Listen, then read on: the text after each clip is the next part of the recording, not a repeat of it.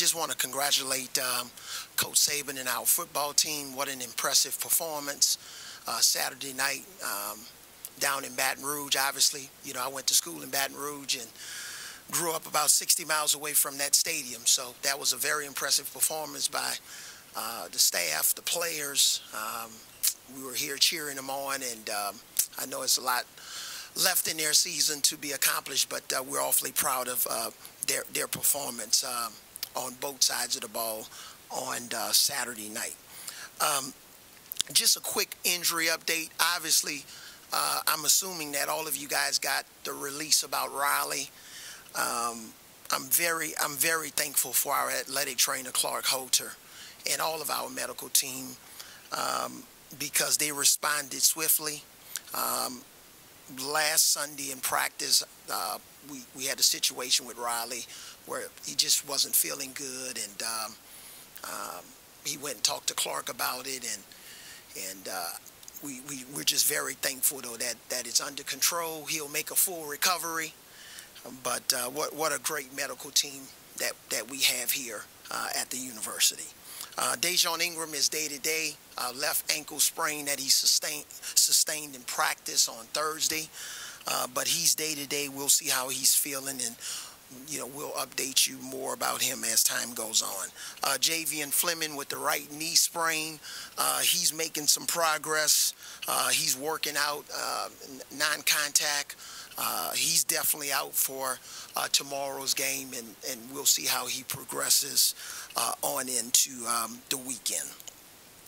Obviously, you know, we're all just excited that the season is here.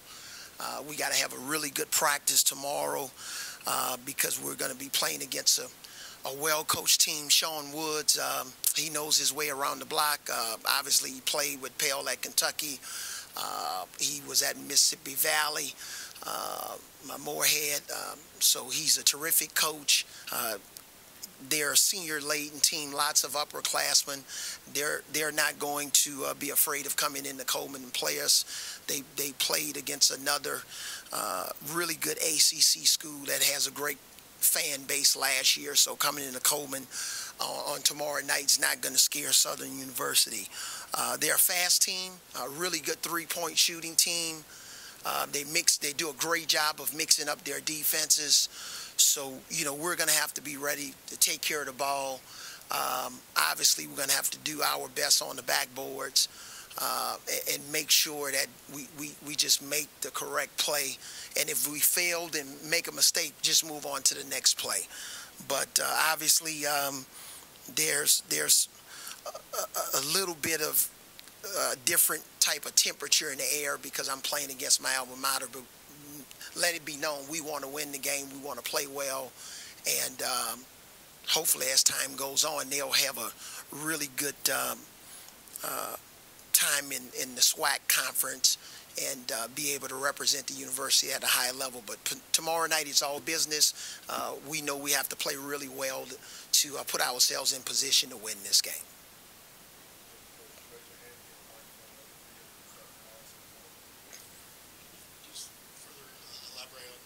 Riley's kind of heart condition, you know, and the fact that this is the second year in a row he's dealt with, you know, some sort of injury illness that's taken him out, cost him time. Yeah, all I'll say is his heart was beating at an accelerated rate, and it wasn't normal, and that's why he had to again go and have this procedure done, and he'll make a full recovery. So I'm not a doctor. I think as time goes on, you know, we'll be able to go more in detail. But the main thing is, you know, he's back on his feet. He was at practice on yesterday, and I know he's excited to rejoin the team at some point here hopefully in the short-term future. I guess without kind of what you've described in the past as an alpha on the team, you haven't identified that yet.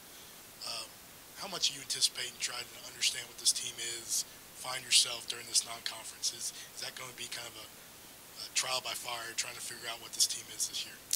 Yeah, I just think some things we'll learn about ourselves on the fly, but there are some constants. You know, we have some guys that have been in the system now.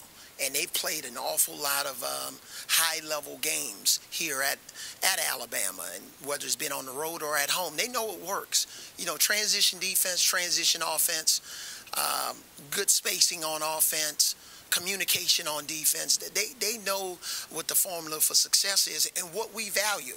There's certain things on offense and defense that we value every single day in practice that we know translates to the game. So I think some of it will be, you know, trial by fire, but we have some guys that we have an awful lot of confidence in, and I know they want to have a little bit of a bigger role, but for them to have a bigger role, we have to play really well as a team. Hey, Coach, I know you're not, to paraphrase Coach Saban, you're not going to leave this room and call Coach Woods and give him your starting lineup. But do you have any particular way you're leaning if Dazon can't go tomorrow? Well, yes, we have a particular way we're leaning, but we'll see how it goes in practice today. And if he can't go, you know, obviously, you know, it'll boil down to, you know, whether we want to go big and start Herb at the point guard spot, or whether we want to, you know, insert AJ or Kyra into the lineup. So we'll know a lot more after practice today.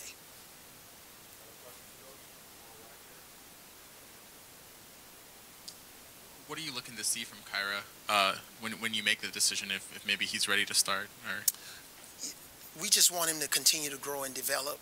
He's shown some signs that in the future he's going to be an awfully good player. And he has some special talents, and especially with his speed. He's a really good shooter for a young guy. He's getting stronger. He's gained 6 pounds since he's been at Alabama. That's pretty good. I'm trying to go in the other direction, by the way, in case you wanted to ask me that. But I just think we want to continue to bring him along slowly. There's no really, you know, huge amount of pressure on him to come out and put up big numbers. We just want him to just keep getting better. Speaking of weight changes, what have you seen from Alex Reese, who's kind of gone the other way? He's been one no, he took, lost some weight, Yeah, he's been one of our most improved players because he's lost weight. He's gotten in better shape, and a lot of it also is just mentally he's gotten tougher, and he's fighting through adversity more, and that's as big a part with the kids as the physical, just having more confidence and understanding how to respond when things don't go well, and getting in the right position, getting more in the defensive stance, hustling after a mistake. So I've seen Alex, not only from a weight standpoint, but just from a maturity standpoint, improve.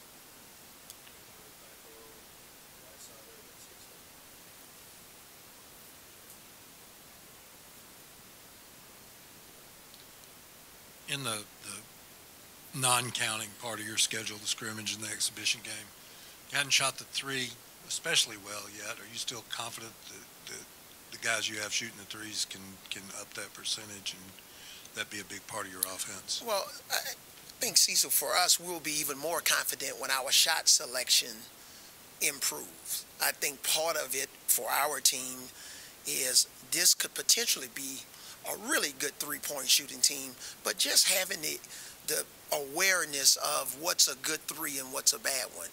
When we're shooting good three-point shots, I think you're going to see a very high-level three-point shooting team.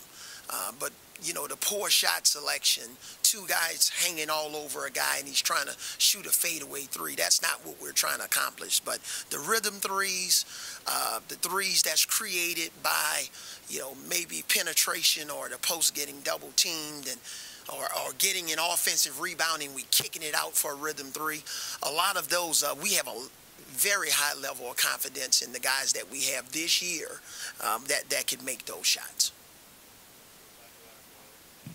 The year before Colin got here, you kind of, you know, made reference to the fact that you thought some of the players were a little bit too passive, not willing to step up. And then, obviously, Colin last year kind of dominated the ball. I mean, how much do you think the players here on this team are, you know, willing to kind of step up and you know, take on that leadership role? And the other question I have is, you know, the NBA is obviously gone analytics full bore into three-point shooting. I mean, is that going to be an emphasis with you guys where, you know, it's either three or just take it to the rack? Well, I'll answer your second question first. We want the best shot. Um, if the best shot for our basketball team is a mid-range shot, and that's a particular guy's shot on our team where he's most effective, let's take it and make it. Um, the one thing we don't like that we've had to improve on is taking those long twos where our feet are on the three-point line, and you know that's not necessarily that good. But we also have guys that are very good at getting the ball to the basket and finishing around the basket, and we don't want to take that away. I think for us to be effective, having a three-level scoring team where it's making our shots in the paint, if there is a rhythm mid-range shot, take it. We don't necessarily need to just jump back behind the three, because from an analytics standpoint, that makes more sense. The thing that makes more sense for us is just to be efficient and finish a higher level of our shots from all three areas. I think this is a good time for our guys, because I think last year maybe when we lost, it was easy to say, well, Colin got too many of the shots and we didn't have enough of the offense spread it around to the other guys. Well, he's not here, so those 19 shots or 20 shots he got certain games, for whatever reason, now that's going to be spread around the rest of the guys, and I'm sure they're ready to embrace that challenge.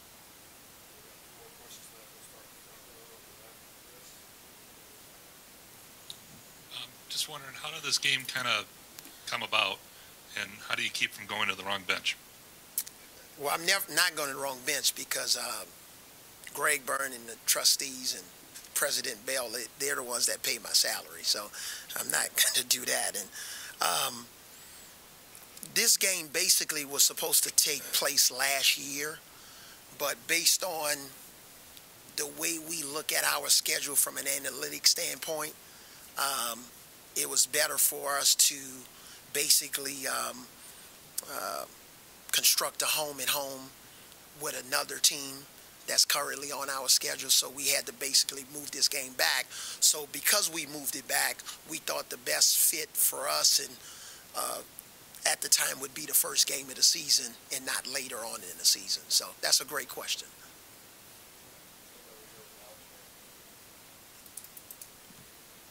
Avery, you've spoken already about the experience you have on this team, the guys that have been in the fire a little bit and have experienced this, but yet you're still having some issues with things like shot selection and taking bad shots. Where do you balance that when people are still maybe not doing the right things on the court that you expect them to?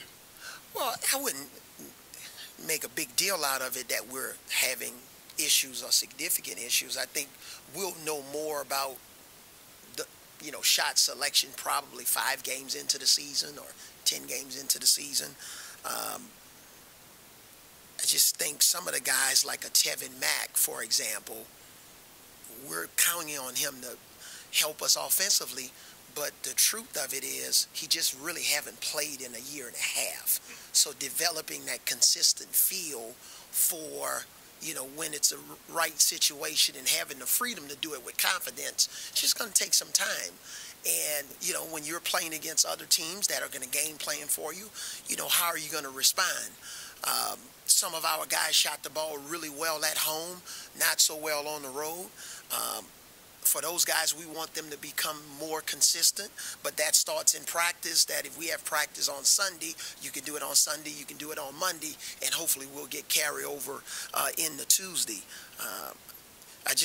The main thing is guys just have to understand that those decisions that they make in terms of shot selection, it affects our team, it affects our defense. But we've shown spurts in practice.